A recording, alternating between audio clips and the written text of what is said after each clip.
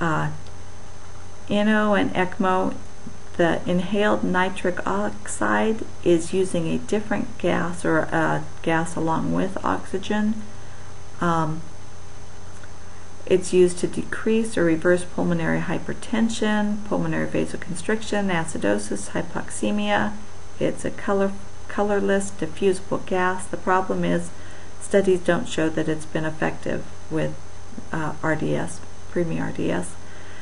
Our other option is ECMO, extracorporeal membrane oxygenation. In this, it's sort of like when somebody's put on the heart-lung machine for some sort of bypass surgery, except that we're not bypassing the heart, we're bypassing the lungs. We're still letting the heart pump, we're not stopping that, but we're using a machine as opposed to the lungs to pull off the CO2 and add in the oxygen. And that's this picture here. This baby's on ECMO. You can see very complicated, very expensive, very high-tech, and varying results. These kids are really sick by the time we do this, so some will do okay and some won't. Neonatal seizures. Now, seizures are usually a clinical manifestation of a serious underlying disease. So if we see a seizure, this is not good. There's probably something big that has gone wrong. And usually they're caused by hypoxic ischemic encephalopathy, which means the brain didn't get enough oxygen. Kids' seizures, neonatal seizures, are rarely those tonic-clonic seizures, what's the old name, grand mal seizures. Usually they're very subtle. They'll smack their lips, or they'll do tongue thrusting, or eye rolling, or arching. And sometimes it's hard to tell if it's a seizure from something else. If you touch whatever's moving and you get this rhythmic muscle spasm movement that doesn't stop if you touch it, touching the lips, I'm not going to touch the eyes, but touching the lip or the extremity that's moving, you can tell when you touch it if it's a seizure or not. Causes of neonatal seizures. There's a good box in the textbook that lists these, but it can be from a metabolic problem, toxic and electrolyte imbalances, can be from an infection, either perinatal or postnatal. It can also be a cause from trauma at birth, if there was some brain trauma. Can be from a malformation, something in the brain, or just miscellaneous other causes. So, diagnostic evaluation of neonatal seizures. If a baby has a seizure, we want to check glucose and we want to check electrolytes. These can both cause a seizure or can go out of whack because of the seizure. The seizure uses up a lot of glucose, so the child may be hypoglycemic afterwards, even if they weren't before. We're usually going to check cerebral spinal fluid. We're looking for blood to see if there's been bleeding, that interventricular hemorrhage up in the ventricles of the brain. Cell count, protein, glucose, and culture, also looking for meningitis. An EEG, which is the little electrodes around the head, looking at the electrical impulses of the brain to see if we can catch a seizure on that EEG, which helps us see what type of seizure and where. And then a CT scan, or an EEG, to see if there's some bleeding or just what's going on in there. I guess that other one, that's an echo. They'll do an echo through the fontanelle to look for bleeding.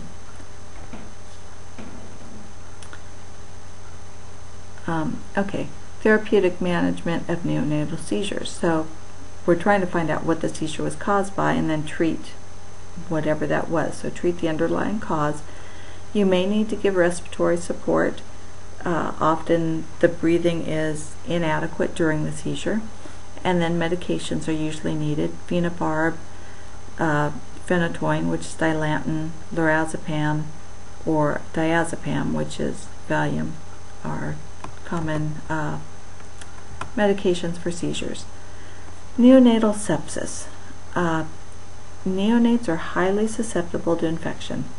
Their immune system is not mature. They're also not good at isolating germs. So if germs get in one place, they get picked up in the bloodstream, they go everywhere. They can't isolate germs or infections, which means something that would have been just a minor little, skin or in the nares, for them ends up being pneumonia or meningitis. When they do get sepsis, the symptoms tend to be very vague, nonspecific. They just quit eating well, their temperature may go low, it may go high, but it may go low. They just don't look right. Some of the germs that we have out there, these kids have a 50% mortality rate. They don't do well. So what do? We do a septic workup, so we're going to do blood. We're also going to do that lumbar puncture and get the cerebral spinal fluid, looking for meningitis. We're going to check their urine, and then we're also going to do a blood count, looking at the white blood cells, and we're going to do a chest x-ray looking for pneumonia. And the 48 hours, I think that actually should be 72 hours, at least at Children's it is.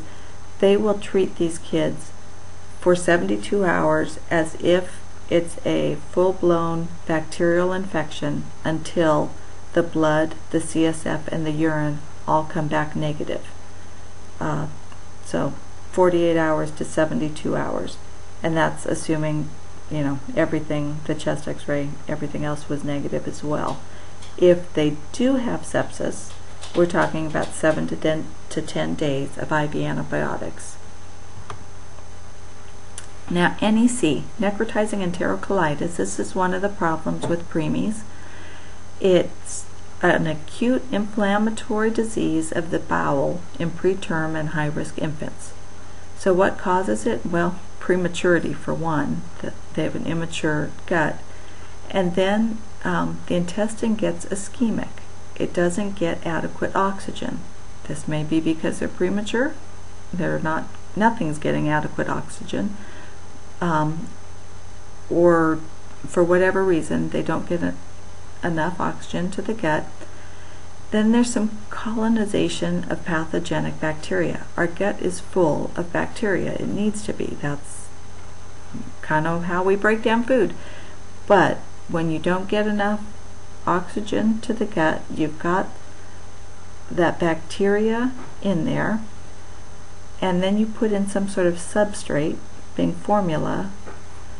It sits in there, it breeds the bacteria, and it leads to the point that it invades the intestinal wall and it becomes necrotic, meaning dead, and it cannot come back to life. Once it's dead, all we can do is take it out. If it ruptures, that's actually, now we have peritonitis as well.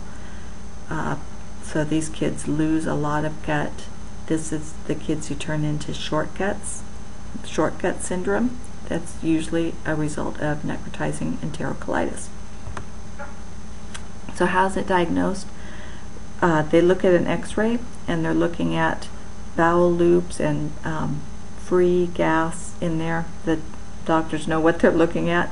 They're also going to look at labs, blood studies, and if a kid ends up with DIC, which is disseminated intravascular coagulation, that comes later in the chapter with shock, then they really are considering NEC as well.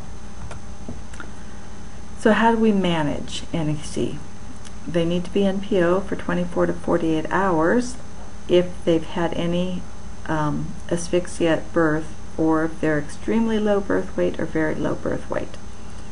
breast milk is the best food. That's the preferred food for PO feeds, and that's because it's got some of these immunoglobulins, IgAs. It's got macrophages and lysosomes, so it's got good stuff in it that helps.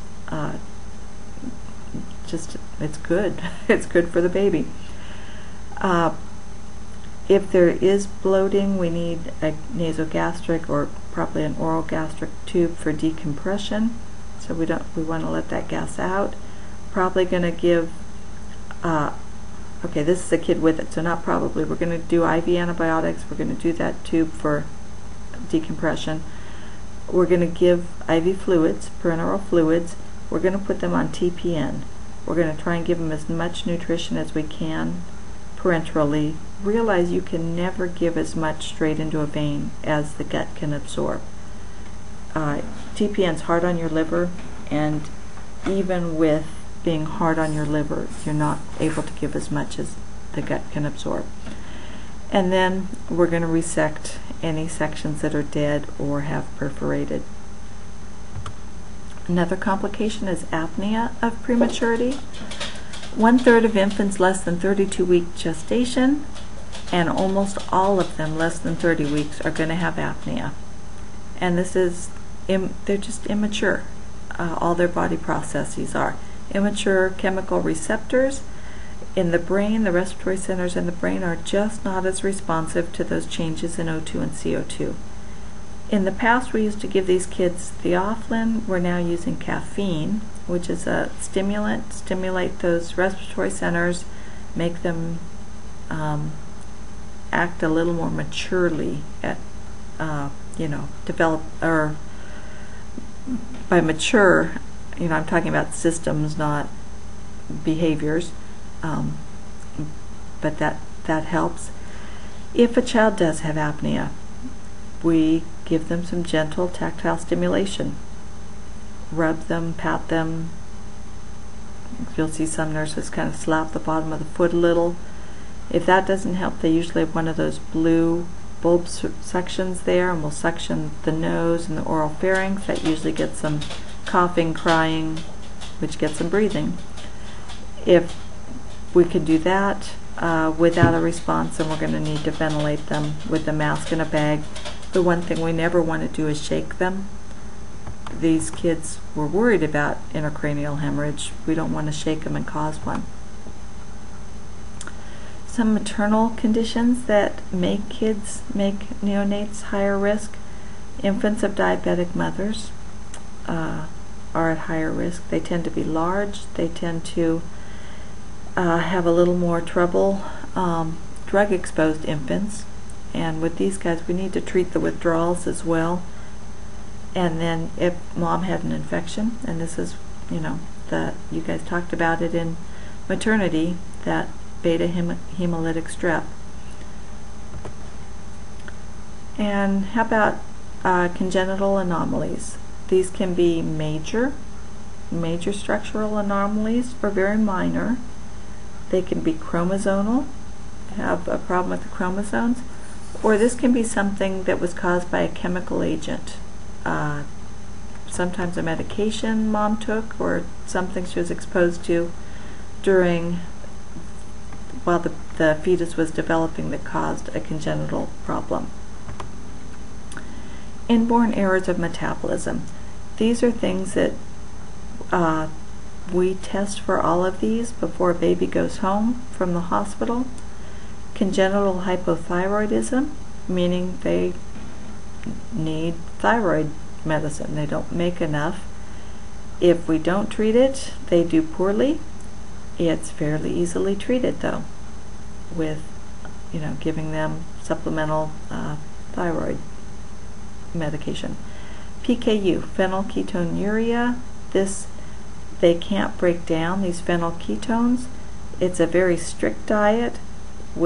If they're not identified, they have brain damage. They do poorly. If they're identified and put on the diet early, they do just fine. And also the galactosemia is the same sort of thing. These are kids who can't break down galactose. Lactose is broken down into